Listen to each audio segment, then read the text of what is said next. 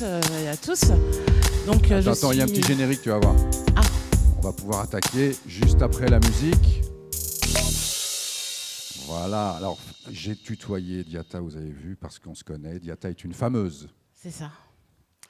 Tu ne tutoies pas les femmes par défaut? Non, Okay. ouais. Les maris et les fameuses. Bon, ça va? Moi, je suis très heureuse de remplacer Marlène Schiappa. Je trouve ça cool.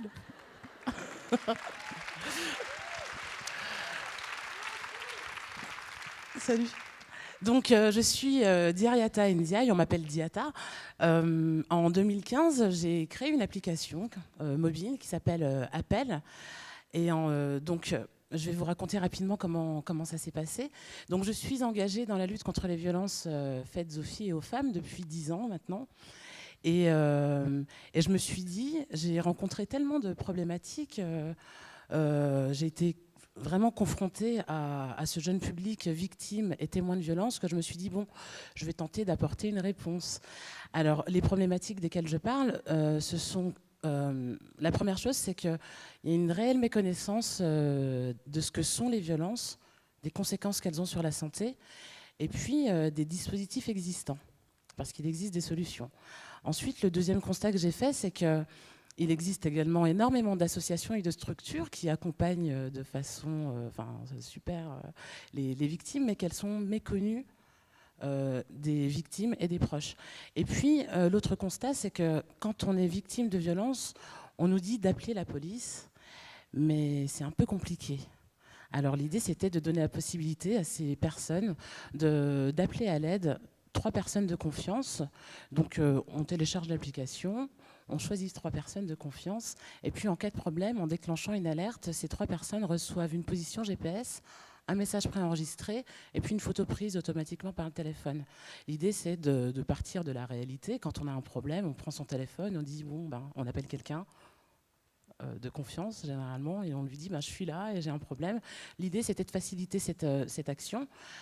Et en parallèle, les personnes peuvent appeler les secours. La touche 112 tend la perche et l'idée, c'est d'appuyer dessus.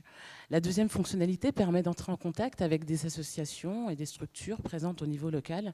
Et puis la troisième touche permet de s'informer, de mettre les bons mots sur les violences que l'on subit. Et ça permet aux proches d'être de meilleurs alliés pour accompagner les victimes. L'idée, c'est de se dire qu'il y a des solutions et que les victimes de violences et leurs proches ne sont pas seules. Alors, cette application a été lancée en 2015, comme je vous le disais. Il y a 5600 téléchargements et 800 utilisatrices par mois. Ça peut, pour certains et certaines, c'est beaucoup. Moi, je pense que quand on connaît la réalité des violences, je pense que ce n'est pas assez. Après avoir eu quelques retours, on a décidé d'aller un peu plus loin. À partir d'avril, l'application évolue et on va partir plutôt sur une alerte audio. Ça permettra aux 3 personnes de confiance d'entendre en direct ce qui se passe et d'avoir la position GPS en temps réel. Et puis, pour faciliter le déclenchement de cette alerte, j'ai pensé à un bracelet connecté. Ça ne se voyait pas que c'était un bracelet d'alerte. Il est cool, non? On ne trouvait pas? Ça ne se voit pas, il est discret. Et donc, l'idée, c'est de se dire, si on a un problème, on a un petit bracelet et puis ça permet d'enclencher cette touche. Ça va? Merci Diata. Alors, 2 mots sur ce bracelet, parce que